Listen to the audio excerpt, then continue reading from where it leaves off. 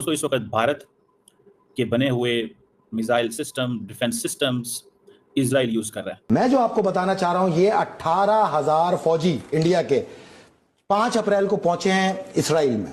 झूठ बोलो, बार बार झूठ बोलो। और ये खबर जो है now this is out. Israel जो है इसने इंडियन मेड बराक 8, ठीक है जी, एक जो कि इंडिया और इजराइल की joint surface to air missile defence system है, वो इस्तेमाल कर रहे हैं। कमांडोज, रॉ के एजेंट्स जो इस जंग में हिस्सा हैं, 8,000 को तैनात किया गया हैफा पोर्ट पे। अब तो सच बोल दे भो। बीइंग अ मुस्लिम कंट्री अपनी मुस्लिम कंट्री के साथ स्टैंड लेना चाहिए, तो इन्होंने वहां पे उनके साथ स्टैंड नहीं लिया। तो ये तो दूसरे सोशल क्राइसिस है। इन्हें भी तो ईरान किसी किस्म का हमें फेवर नहीं देगा। 10,000 लेबनान और इसराइल बॉर्डर के ऊपर मौजूद हैं, जबकि 3,000 को ये डिप्लॉय कर रहे हैं रफा क्रॉसिंग के ऊपर। अच्छा, अभी तक हमने 400 इंडियन फौजियों की चिता जलाई। कैसा लगा मेरा मजाक?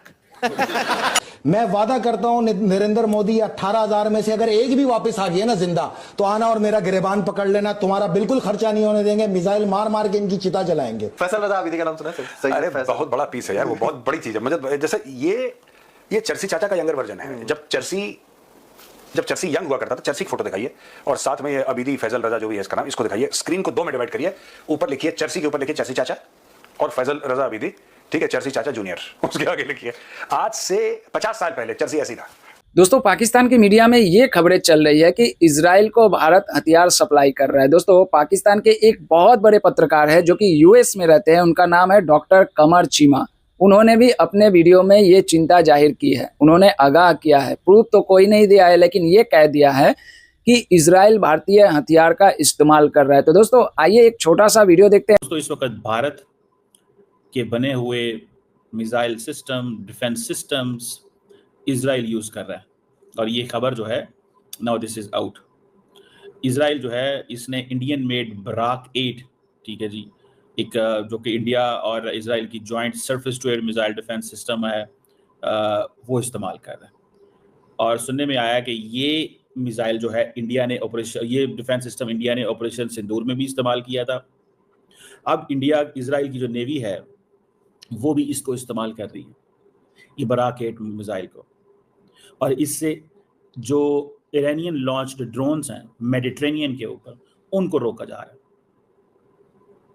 सो ये 16 जून 20 जून मुख्तलिफ डेज के अंदर बराक ने बहुत सारी ईरान की इंटरसेप्शंस की हैं। सो इजरायली मेड, ये जो जिसे कहते हैं ना इंडियन मेड जो डिफेंस सिस्टम है, that is something, the strength है इजराइल की। ये मैं आपको बताता चलूँ कि ये जॉइंटली डेवलप्ड है, इंडिया की जो DRDO है और इजराइल की एरोस्पेस इंडस्ट्री। ये medium to long range surface to air missile है जो कि UAVs को न्यूट्रलाइज करता है, एंटी शिप मिसाइल को न्यूट्रलाइज करता है, क्रूज बैलिस्टिक मिसाइल के थ्रेट को भी मैनेज कर सकता है। और ये तकरीबन 2016 के अंदर ये इसको इस्तेमाल करना शुरू किया था। It came into the service और तब से जो है वो इंडिया और इजराइल की military, army, navy and air force ये सारी की सारी यूज़ कर रहे हैं। और इसके बहुत ज़्यादा जो ट्रायल वगैरह है वो भी हो चुके हैं। इसमें आप ये देख लें कि तकरीबन इंडिया ये चीज़ें जो है वो इजराइल के साथ जॉइंटली डेवलप कर रहा है। अच्छा, जिन लोगों को ये भी नहीं पता कि भाई ये कैसे सारी गेम होती है, देखें इजराइल, अब पाकिस्तान तो नहीं इजराइल को मिसाइल देता, ना पाकिस्तान ईरान को देता है। इंडिया इजराइल को डिफेंस सिस्टम देता है। इंडिया इजराइल को डिफेंस सिस्टम देता है और जॉइंटली काम कर रहे हैं। लेकिन हमारे दोस्त इंडिया में ये कहते हैं, जनाब आपने ईरान की कमर में छुरा घोंप दिया, मिसाइल आप खुद इजराइल को देते हैं। मिसाइल हमारे भारत के दोस्त खुद इजराइल को देते हैं और पाकिस्तान को कहते हैं आपने ईरान की कमर में छुरा घोंप दिया, आप भूल गए ये क्या किया आपने। समझ रहे हैं? सो एक तरफ वो, और फिर ये नहीं है, ये इंडिया आर्मीनिया और मोरक्को वगैरह को भी बेच चुका हुआ है। इसका जो ये जो डिफेंस सिस्टम है, Iron Dome and David Sling and बाकी जो है, ये बेसिकली उनको कॉम्प्लीमेंट करता है। और ये जो आकाश सिस्टम्स हैं ये उनको कॉम्प्लीमेंट करता है। तो ये अब इंडिया, क्योंकि एक तो देखें अब इंडिया और क्या इंडिया इस वक्त इजराइल ईरान की वॉर में शामिल है कि नहीं है, चलो मुझे इतना बता दो। ऑब्वियसली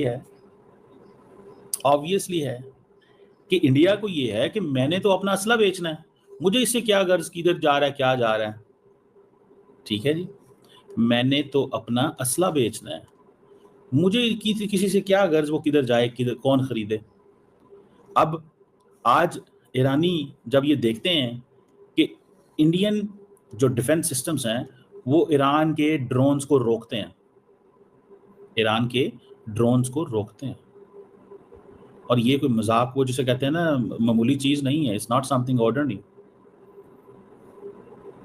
और इंडियन एयरफोर्स, मेरा ख्याल है इंडियन जो डिफेंस फोर्सेस हैं वो और भी बहुत सारा बराक एयर डिफेंस सिस्टम की जो एडवांस्ड और शॉर्ट टू मीडियम रेंज जो डिफेंस सिस्टम है वो भी दे रहे हैं इजराइल को, क्योंकि वो लार्जली जो मेडिटेरेनियन के अंदर जो नेवल वेसल्स हैं और जो वो टारगेट्स हैं जो ख़ास तौर पे यूएवीज और क्रूज मिसाइल और ये उसको भी देखना चाहते हैं। तो ये तो थोड़ी सी मैंने आपको बताई इसकी टेक्निकलिटीज़। और दूसरी तरफ आप देखें, और ये पाकिस्तान के जो फतह 2 मिसाइल थे जो पाकिस्तान ने हरियाणा सिरसा के ऊपर मारे थे, हरियाणा सिरसा जो बेस है इंडिया की, वहाँ पे पाकिस्तान ने मारे थे पाकिस्तान के फतह 2 मिसाइल। ये उधर भी बराक सिस्टम इंडिया ने इस्तेमाल किया था। ये इजरायली ओरिजिन बराक सिस्टम जो है, ये कहा जाता है कि ये बेसिकली 3 जो मिसाइल सिस्टम्स हैं, बेसिकली जो बराक सिस्टम है, it is one of the 3 missile systems जो कैपेबल हैं हाइपरसोनिक बैलिस्टिक मिसाइल को गिराने के लिए।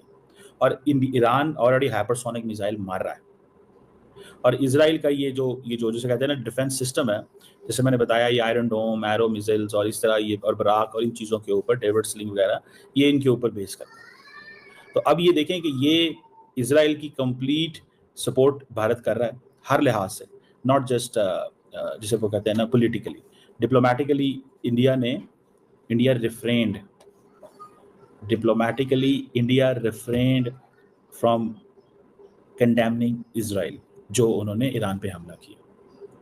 इसको थोड़ा समझें, डिप्लोमेटिकली रिफ्रेन किया जनाब, और रिफ्रेन करने के बाद मिसाइल भी दे रहे हैं। तो दोस्तों देखा आपने किस तरह से कमर चीमा साहब तो साफ साफ कह देते हैं कि भारतीय हथियार जो कि इजराइल में जा रहा है, क्योंकि इनका कहना है कि इजराइल भारत का मदद करता है। जब भारत ऑपरेशन सिंदूर के टाइम में जब पाकिस्तान में कुछ मिसाइल दागी थी, ड्रोन भेजे थे, वो सारे के सारे इजरायली थे, इसलिए भारत चोरी चुपके इजराइल की मदद कर रहा है, पूरी दुनिया के आंखों में धूल झोंक कर। दोस्तों क्या कहिएगा, एक बार तो जब ईरान पे अमेरिकी बॉम्बर विमान जो कि बी बॉम्बर विमान जब उनके न्यूक्लियर एसेट को, न्यूक्लियर के ठिकानों को जब तबाह कर रही थी, तो पाकिस्तान की मेन स्ट्रीम मीडिया में ये खबरें चल रही थी कि वो विमान भारतीय सीमा यानी भारतीय स्पेस को इस्तेमाल करके गई है, उसके बाद में ईरान में बॉम्बिंग की गई है। इस तरह की फेक खबरें चलाई जा रही थी, लेकिन अमेरिका की तरफ से ये क्लियर कर दिया गया कि अमेरिका के अटलांटिक महासागर से उड़ती है और अफ्रीका को पार करते हुए सऊदी अरब को चीरते हुए ईरान के उस न्यूक्लियर ठिकाने पे हमला करती है जहां पे इमरान अपना परमाणु हथियार बना रहा था। इस तरह के भी प्रोपेगेंडे पाकिस्तान में फैलाए जा रहे हैं कि भारत के 18,000 सैनिक इजराइल में मौजूद है। इजराइल में एक हाइफा नाम का कोई पोर्ट है जिसका कंट्रोल अडानी के अंडर में आता है, वहाँ पे 18,000 इंडियन फोर्स वहाँ पे मौजूद है, और भारत बहुत जल्द 2 लाख से ऊपर फोर्स इजराइल भेजने वाला है। इस तरह की भी बातें हो रही है। दोस्तों कमर चीमा की बातें आपने सुनी, क्या कहना है? देखिए, मुझसे अगर पूछा जाए तो भारत ऐसी काम कभी नहीं करेगा, भारत ऐसी काम करेगा ही नहीं।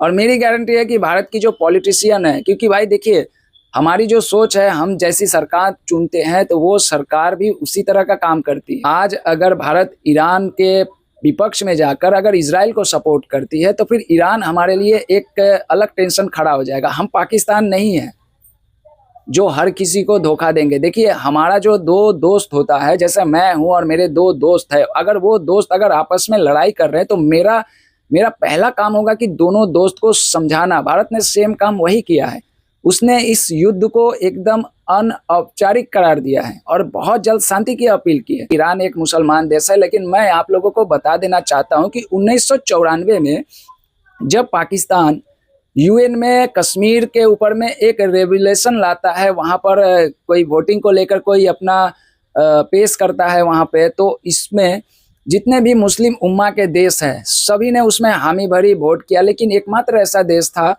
ईरान जिसने उसमें वोट नहीं दिया, हिस्सा नहीं लिया, और उसने ओपनली कहा कि कश्मीर से हमारा कुछ लेना देना नहीं, मैं इसको वॉकआउट करता हूँ। अगर मैं झूठ बोल रहा हूँ तो दोस्तों जाइएगा गूगल पे, आप लोग जाके सर्च कर लीजिएगा। अभी हालात हो सकता है कि ईरान के जो एक पीढ़ी चेंज हुई है तो उनका माइंडसेट क्या है मैं नहीं जानता हूँ, लेकिन आज से 30 साल पहले कश्मीर पर ईरान ने भारत का साथ दिया था और इस बात को हमें मानना पड़ेगा। तो भारत को भी ईरान का साथ देना चाहिए और ये नहीं कि इजराइल से दुश्मनी कर लेनी चाहिए। दोनों हमारा दोस्त है, दोनों दोस्त को किस तरह से शांति की अपील करवाकर दोनों को करीब लाना चाहिए कि कोई किसी को नुकसान ना पहुंचाए। भारत को ये काम करना चाहिए। वैसे प्रोपेगेंडा तो बाहर में बहुत सारे चलते हैं, तो बाहर के प्रोपेगेंडा के काट के लिए हमारे जैसे मुझसे बड़े बड़े लोग बैठे हुए हैं, वो इनके प्रोपेगेंडा को आए दिन एक्सपोज भी करते हैं, इनको मुंह की खानी पड़ती है। तो उसके लिए ऐसी कोई बात नहीं है। दोस्तों क्या कहना है कमेंट करके जरूर बताइएगा कि क्या सच में भारत हथियार इजराइल को सपोर्ट कर रहा है अपना हथियार देकर? मुझे ऐसा नहीं लगता है। पाकिस्तानी तो ये भी कह रहे हैं कि 18,000 सैनिक हमारे वहाँ पे मौजूद है, जो लगभग 13,000 जो वर्कर हमारे वहाँ पर इस साल गए हैं, शायद उनको ही सैनिक ये लोग समझ लिए। तो बात पाकिस्तान की अलग हो सकती है। और ये भी आरोप लग रहा है कि 2 लाख सैनिक बहुत जल्द इजराइल जाने वाले हैं, वो भी भारतीय सेना। इस पर कितनी सच्चाई है दोस्तों कमेंट करके जरूर बताइएगा। जय हिंद, जय भारत, जय सिया राम।